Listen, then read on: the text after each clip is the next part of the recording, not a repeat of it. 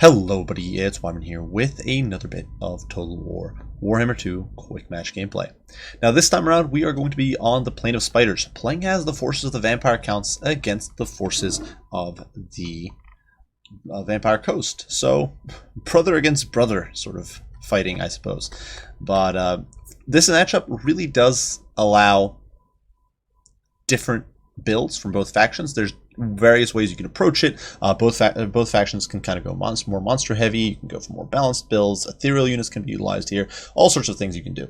And really, just about both factions can really utilize the whole breadth of their roster, in my opinion, in this matchup, which is kind of cool, or nearly the whole breadth of the roster. Probably a Mortis engine or perhaps a Corpse Guard wouldn't be the greatest idea here. But everything else, I think, can go. So for this match, though, specifically, I wanted to try out a themed build, a ghoul build. And so that's really what we're trying to pull off, and we're going to see how it works out. For my Lord, of course, running with the Strigoi Vampire Lord, this is the Bloodline variant. I think he's just better than the generic variant in most ways that matter.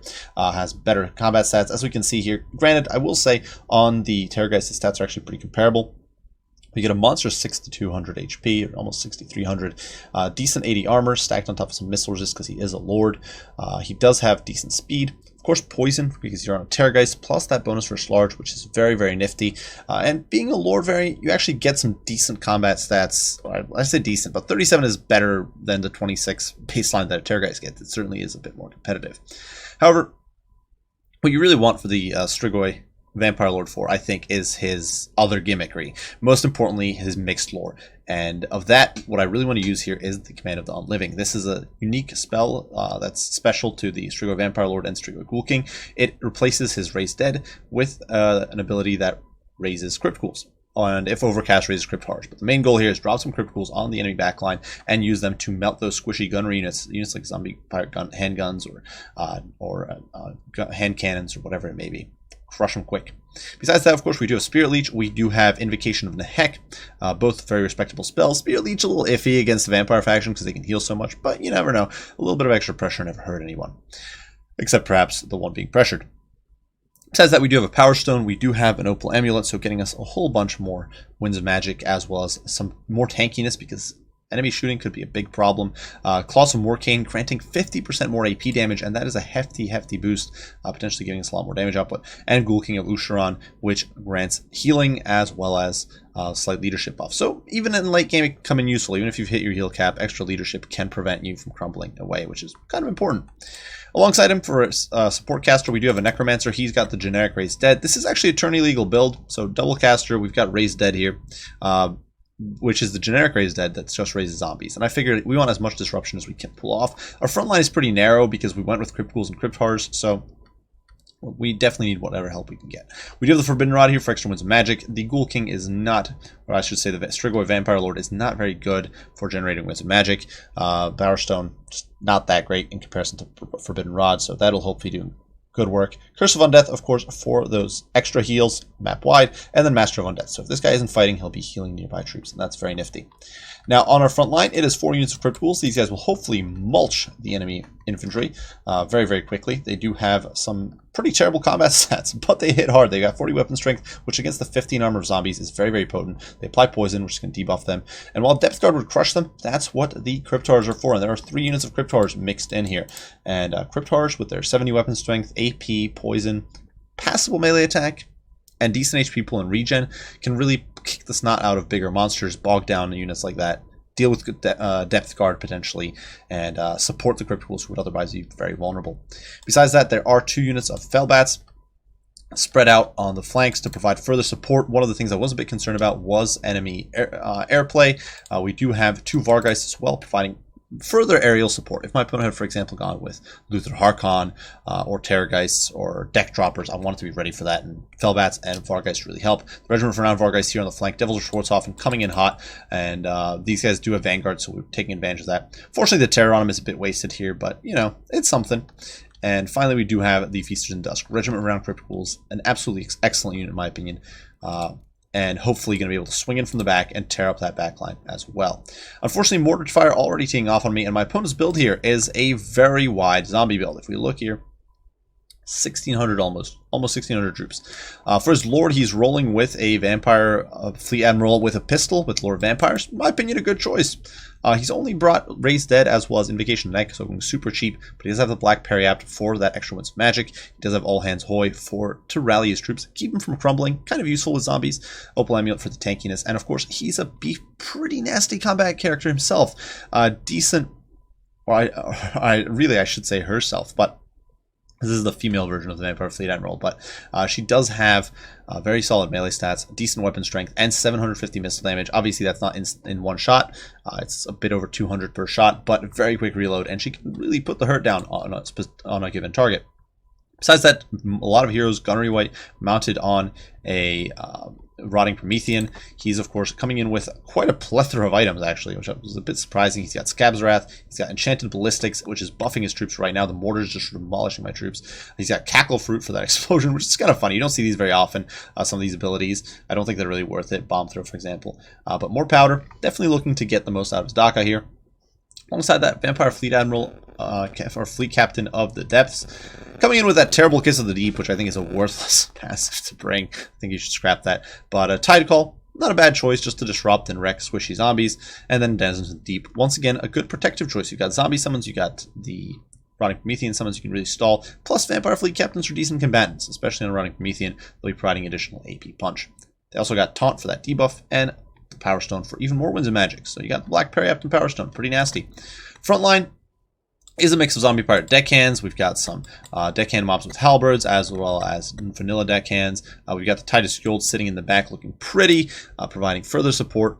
And that's really it. It's just a zombie line. So that's perfect for the Crypt Tools. Hopefully we can do some work. There's a lot of guns here. 2 units of zombie fire handguns up front. 2 hand cannons, or I should say actually it's 3 units up front. 2 hand cannons and then 2 mortars behind that. So a lot of shooting, but hopefully we can breach that line and do a lot of work. Now these poor Crypt Tools here already getting deleted. This unit won't even really make it into the fight. They're screwed. These Crypt Tools have already taken quite a beating, lost a model and everything, so pretty disastrous. But we are closing the gap, and now we are looking to dive right in. So in come the bats, coming in from the flank here. And we're going to be able to land in on these troops. You can see just Vargeist coming in. Over here, my lord is taking an absolute pounding before I can get, I'm getting hit here by taunt and everything. It's just brutal stuff. We do get the Devils of Schwarzhofen in immediately on the hand cannons. Hand cannons are actually, in a point-blank situation like this, hand cannons are far more dangerous than handguns are. Because they will shred a large target in seconds. And so I really don't want that happening. We pop Opal Amulet here and are immediately pulling away. Down come the bats, tearing apart the mortar crew. Devils of Schwarzhofen are almost done with the hand cannons here. Meantime, Crypt Ghoul summon coming in to destroy these handguns, and down go more Vargeist looking to destroy the remainder of these hand cannons. Now, the Vampire Fleet Captain is intercepting. We do see pole armors pulling through, but Vargeist are going to do a lot of work. Vargeist are ideal for this sort of situation. Just look at them tearing through these poor troops. And with their 100+ weapon strength, they're really, really brutal against those 15 armor zombies, and it's really unfortunate what is going to happen to these guys. Now there are some units that are still online. The handguns here holding up well. Here is a huge misplay on my part though. As I commit against my opponent, I blob up my Crypt Horrors here. 2 units of them, or in fact 2 units of them, and then 3 units of the Crypt Tools are all bogged down here on a single unit of pole arms. Huge misplay. Really should have spread out and tried to encircle my opponent, which is a big problem.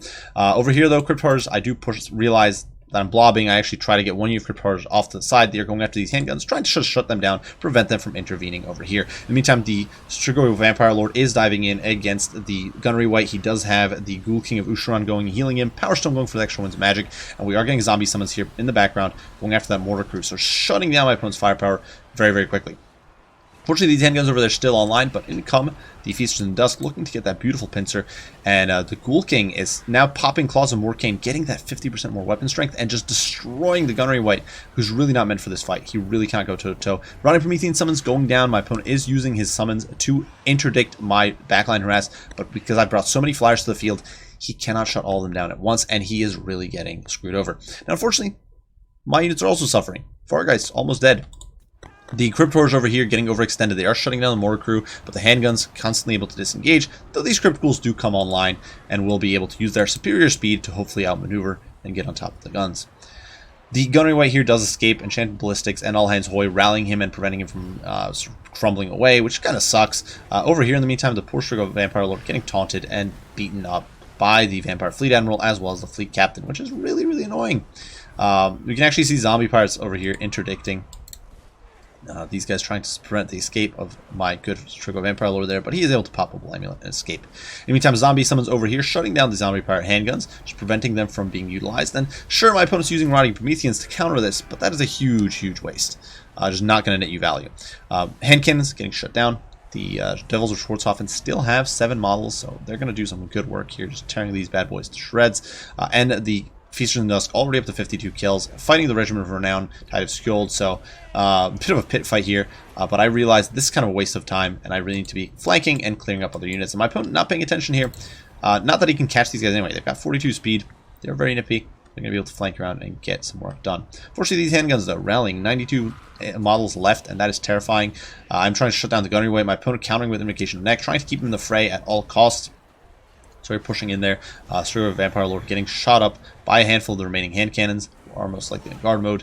But we are able to slowly but surely chip this guy down. He takes another bite there from the Terrorgeist, and he is going to go down and topples over there, just slain by the mighty undead Terrorgeist. And the Terrorgeist here just kind of waddles away, unimpeded by the zombies. Fortunately, the Devils are goners. they're definitely screwed.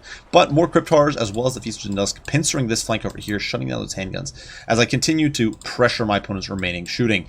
Zombies here have completely compromised the handguns. These Crypt Ghouls are now mopping up my opponent's zombies, and doing so at a very efficient rate. 100. You can see these guys have only got 16 kills. These guys are up to 100 kills, 73 here, 105, doing great work. Just huge miss micro there. So we're going to be able to push in, clean up these zombie pirate gunnery mobs, and my opponent has stabilized a few units. He has stabilized his deckhands. He still has these pole arms. The problem is that the problem is that he just doesn't have enough shooting left. It's just 1 unit of firepower at this point. The Crypt Horrors have pincered over here. The Feasters in Dusk up to 120 kills and counting, just slaughtering these poor zombies. In comes the Terrorgeist, just plowing through them, chomping down on the zombies. Not sure that's the tasty meal it desires, but Feasters in Dusk with their beautiful blue skins just destroying these poor zombies. And this is really sort of an ideal situation for the Feasters. This is what you want to use them for. And up to 146 kills. I actually cast Invocation from the Heck because right now, in this situation, the Crypt Horrors aren't going to net me that much value, for example. Plus, they're not that beat up. They also regen. I don't have anything else to really focus on, so I'm just trying to use Invocation of the Heck to keep this very valuable unit of Crypt Ghouls on the field. They're a great unit in this situation. And they can potentially single-handedly clear up most of this remaining chaff. Over here, the Strigo Vampire Lord does dive in against the hand cannons, shutting them down, though they are firing into melee, I believe. At least some of them are. Taunt goes down, interfering here. Definitely a bit of a nuisance, but the Necromancer is able to get in there, summon some zombies here, prevent the Vampire Fleet Captain from getting in on this fight, though we are forced back by this very annoying Vampire Fleet Captain. And keep in mind, this Fleet Admiral still has his pistol, or her pistol, still has 24 ammo. She can still do a lot of damage. At the rate of 200 damage a pop, that can still kill the Strigo Vampire Lord, even with all his resistances. So that is definitely a problem. But unfortunately, my opponent, they're getting a bit distracted by the Necromancer. So in my opinion, big misplay. Crypt Ghouls here still in the fight, 175 kills, wrecking the Tide of Skjold, wrecking the polearms, just not taking any prisoners. Feasted in the Dusk are absolute beasts, and just destroying these guys. In the meantime, I do take my Strigo here and dive in on the Vampire Fleet Captain up deep, taking advantage of the Claws of Morcane and the Opal Amulet to just dumpster this poor vampire. All hands Hoy going down. He's trying to heal a little bit, trying to keep these troops in the fight, but unfortunately over here the zombie pirate hand cannon getting creamed, and this poor Vampire Fleet Captain now getting hit by Spirit Leech, so he's not going to be recovering anytime soon. My opponent doing his very best, actually summoning some pirate gunnery mobs here in the backline to disrupt, trying to get some shots in, but shortly I will be able to actually pivot around my Crypt Ghouls and intercept him. You can see the Crypt Horrors there actually coming down on top of these guys. Though unfortunately, you know, they are whittling down my Terrorgeist. He's down to 1800 HP. He cannot heal anymore. He does get a nice bite there into the Vampire Fleet Captain. And the problem for the Fleet Captain is that he's getting poisoned. He's getting beaten down by all these Crypt Ghouls. They're all distracting him. He does get sent toppling over. The Promethean collapsing into dust. That, of course, still does leave the Vampire Fleet Admiral. She is raging right now. She does not want to see the Strigoi escape, and she's trying to plow through all these zombies, but I'm having none of it. I'm not allowing my opponent to get close. I do not want to lose my Strigo Vampire Lord, and I'm just simply pursuing the weakened foe, trying to shut down these poor zombies instead. They're a much easier target. Over here, Feasters in the Dusk up to 240 kills, crushing the deckhands with pole arms. The Crypt Horrors have come in. Obviously not an ideal fight for them, but it just doesn't. At this stage of the game, it's just a question of cleaning up these units quickly and efficiently, swarming them from all sides. Now the Feasters in the Dusk just coming in, 240 kills. Insane work from him. This gunnery mob. This gunnery mob is not going to last very long.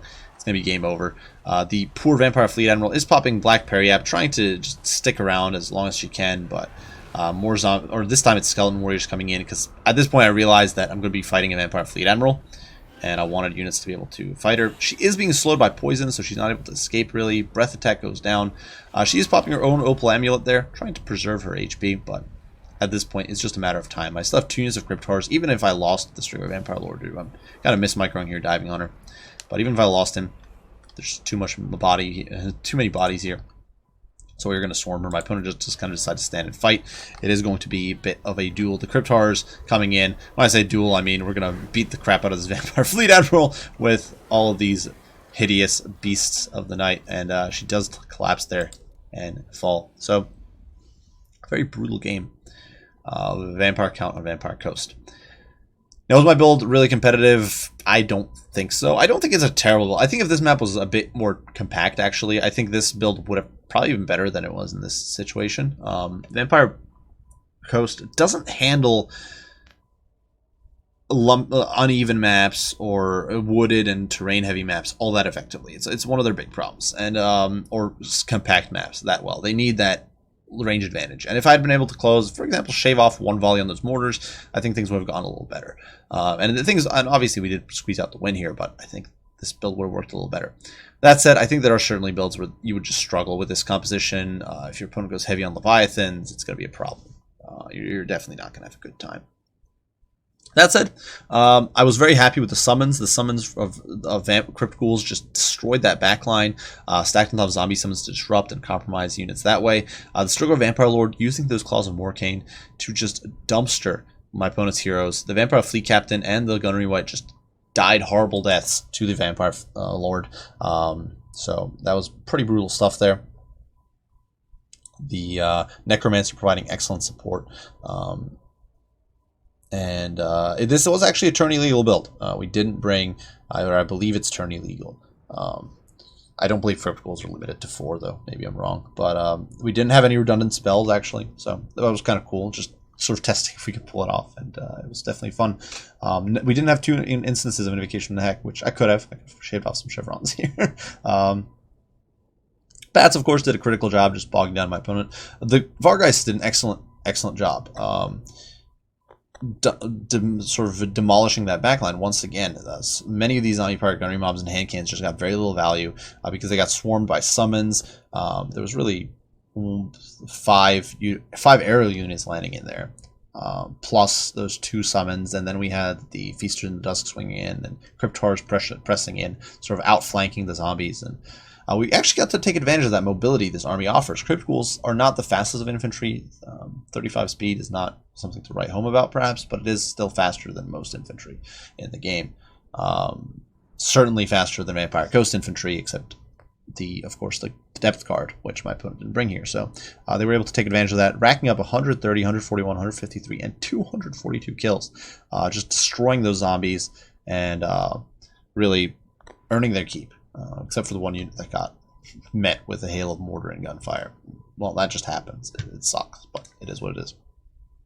And the Crypt Horrors, I was actually kind of pleased with their performance. They tanked a lot. Obviously, one of the big things for my opponent, he spent so much on AP missiles that were completely wasted on my army here. I think a bunch of zombies, gunnery mobs with pistols would have probably worked better just because you could have more of them, and I didn't have the armor. Obviously, you have to keep in mind that Vampire Count cavalry and big flyers like the Terrorgeist do have armor, so you can't just ignore that. But the fact that my opponent had paid so much for AP, essentially, that was almost worthless in this fight, was definitely a boon. Crypt Horrors just tanked with because of the HP and regen, not because of armor. That said, for my opponent's build, a few iffy choices. I think the double mage isn't necessarily the worst thing. You do get double summons, which is nice for disruption, potentially a bit more AP damage. The 3-man goon squad I don't actually think is that terrible. You get a decent amount of fightiness available there. I do think bring the passive, for example, for Lord of Deeps is a complete waste. It's a garbage passive, and it's not worth it, especially against vampire counts who are going to out-heal that with a single passive, essentially. So completely wasted, in my opinion. But I don't think, besides that, I don't think, and of course, on the Gunnery White, there were several items that my opponent brought that were just, in my opinion, not worthwhile. Actually, if we were to go here into the custom lobby real quick and look at how much that cost my opponent, he might have been able to squeeze in an extra unit, entire extra unit there, because he brought, on his Gunnery White, he brought Dead Eyes, he brought Bomb Throw, he brought Cackle Fruit, he brought Enchanted Ballistic, which makes sense. Enchanted Ballistic, he brought Scab's Wrath. I'm not sure if he brought the Pigeon Plucker Pen. I didn't notice, but I think he did. I think he brought everything. So you look at that, he costs 1,300. You shave off all of these worthless abilities, and your character is roughly roughly 550 gold cheaper.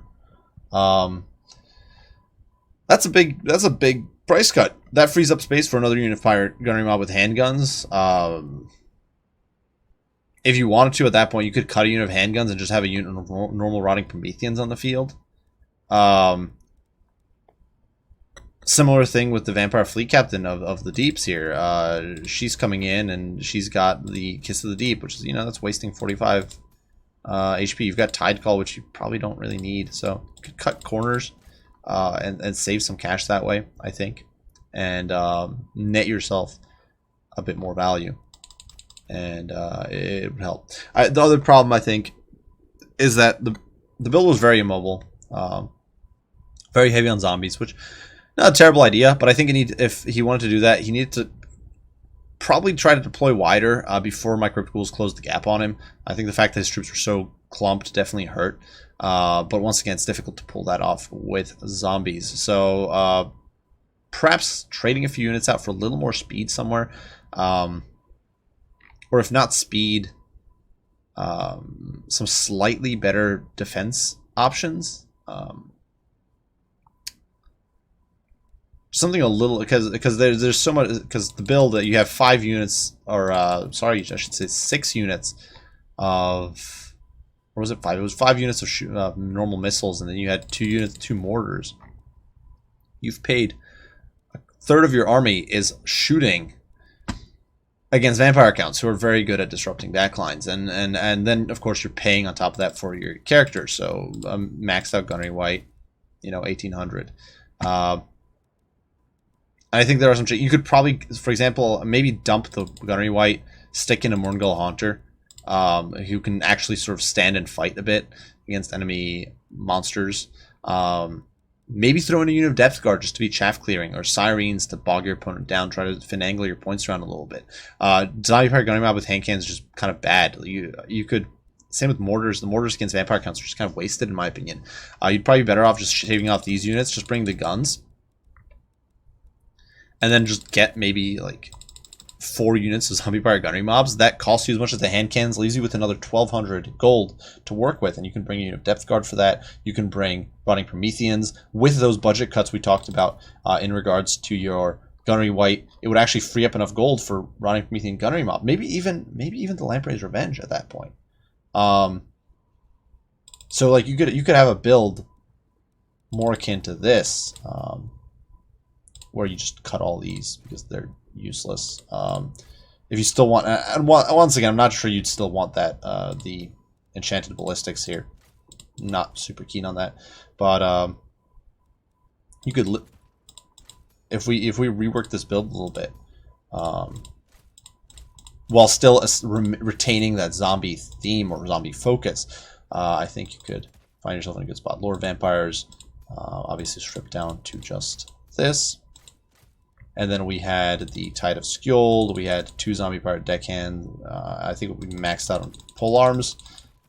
And